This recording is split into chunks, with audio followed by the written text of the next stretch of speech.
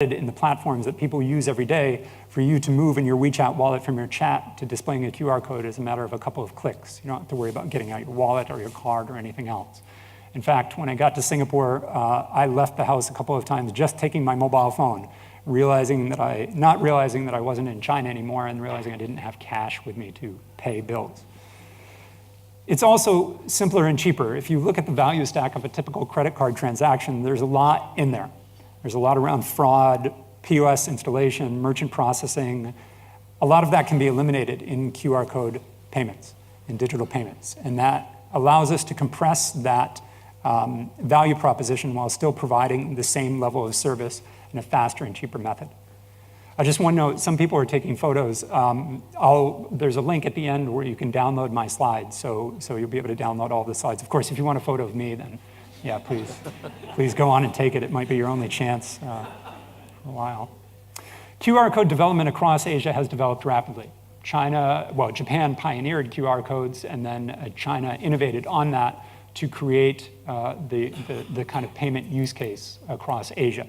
And so we are seeing places like in Singapore, DBS and OCBC launched QR code payments, and now we have a unified QR code payment standard in Singapore that's not entirely seamless, as any of you know who've been down there recently. But here in Thailand, Japan, all across the region, QR codes are developing very rapidly. At the same time that QR codes are happening on the consumer side, real-time payments are developing rapidly as well.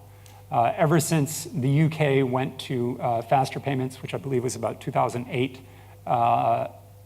we've seen an uptake in countries globally, but specifically here in Asia with countries like Malaysia, Australia, Hong Kong, Thailand, Singapore, all moving to domestic real-time payments. And really across the region, Japan was one of the first to embrace real-time payments a number of years ago, although it may not be fully 24/7. It is real-time for the time that it is open. And across the region, we've seen this continued development and maturation. And in many ways, these real-time payments have become the new normal, driven by national payment infrastructure modernization and digital payments as competitors. Governments across the region have decided in order to keep up and stay competitive, they need to adopt real-time payments. And a lot of that is coming from those digital payment players. If I can make an Alipay transaction, if I'm a Chinese consumer and I can make an Alipay transaction in Hong Kong and it's instant, why shouldn't I be able to make the same one, not using a card, but using a transfer of some sort as well? So there's these elements of just general payment system modernization and the digital payment revolution that are really driving the adoption of these payments across the region.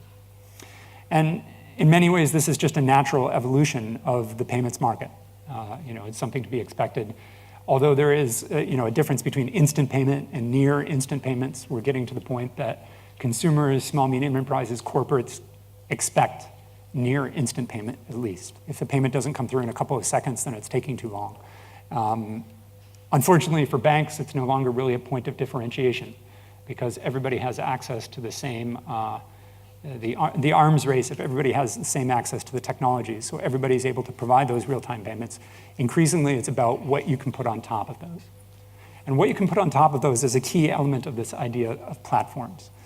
I'm just going to skip ahead one slide and come back. What we've done on this slide is we took on the left, we took the WeChat wallet. And does anybody use WeChat here?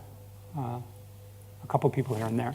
If you have a Chinese WeChat wallet, this will be what comes up on the screen. And so, as you can tell from my accent, I'm Canadian by birth, but American by growing up. And we match the wallet up to what you would expect to use in the United States. So if you're booking a car, you'd open up your Lyft or your Uber app. If you were paying your utilities, you might open Citibank. If you were doing, in this case, women's style, you would be using eBay to potentially buy something online using e-commerce. In China, there's one app to do that, and it's called WeChat. Actually, there's two apps, WeChat and Alipay. And the breadth of products and services that these companies are able to put on these platforms is pretty breathtaking. I mean, when you consider all of the things that are involved here, from the general perspective, I can book a taxi, I can book a flight, I can chat with my friends, I can order things online. But more importantly, from a financial services perspective, up at the top, I can make payments. But when I dig down deeper, I can invest in wealth management products. I can borrow money. I can access my finances in a different way than I could in other places. If I'm back in the States, I've got to open up 4 or 5 different apps to do the same thing. In China, it's just one. This is definitely a trend that we're seeing in Asia. This is a screenshot on the right from GrabPay. So this was just taken from my account a couple of days ago. Already in GrabPay, you can pay, request, top up rewards. Grab is really focused on the drivers first. So, the lending around the drivers, I think we're going to see something around insurance in the next couple months of them providing insurance services to the drivers. But increasingly, they will come to the consumers as well. And providing those financial products and services to consumers are incredibly important. There are a couple of different implications of this change. The first implication is the financial consideration. So we calculated that in 2018, $47 billion US in fees were lost to the digital payment providers. So this is effectively saying that transactions that would have typically gone across a card network that were now going across Alipay or WeChat Pay. The value of those fees amounted to nearly $50 billion US. Now, for me, that's an incredible amount of money. I'd be happy with a 10th of that, even a 20th. I'm not greedy. But for a bank like an ICBC, it's maybe not that big of a deal. I mean, ICBC has tens of trillions of dollars in assets under management. But it's still an impact. It still impacts from the revenue side. But the greater impact is from the data. The data that these companies can collect through these platforms on you, the individual, is increasingly critical. If you just think about when I go back to Shanghai, I'll be going back next week. In any day, I'll be ordering food online, I'll be taking a taxi, I'll be shared bikes, I'll be chatting with friends, I'll be buying tickets and various things for entertainment and travel. There's an incredible amount of data about each one of those transactions each day that the platform is gathering about me. Think about if you're trying to make a credit decision on somebody and you see that they're taking a taxi from a bar street to their house every morning at 3 a.m., and then at 11 a.m. they're taking a taxi from their house to work. It's not me, it's a friend. You might make decisions on the credit worthiness of that individual. You might say, okay, this may be, because they're spending so much time at the bar, we may not want to give them credit. That's insight that a bank would never have about that individual. Now, some would argue that, you're giving up quite a bit of privacy from sharing that information.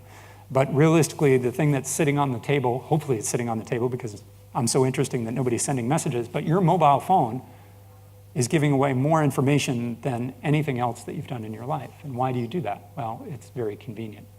So that, when you're coming over here from San Francisco, your wife can get in touch. If you're coming down here from Hong Kong, you can message back to the office. And it's the same thing with a lot of these data. I mean, I am reasonably technically savvy. I've come to the conclusion that personal privacy doesn't really exist anymore. As an American citizen, I can probably say that because, having lived in China and my wife being a journalist for one of the major Western press in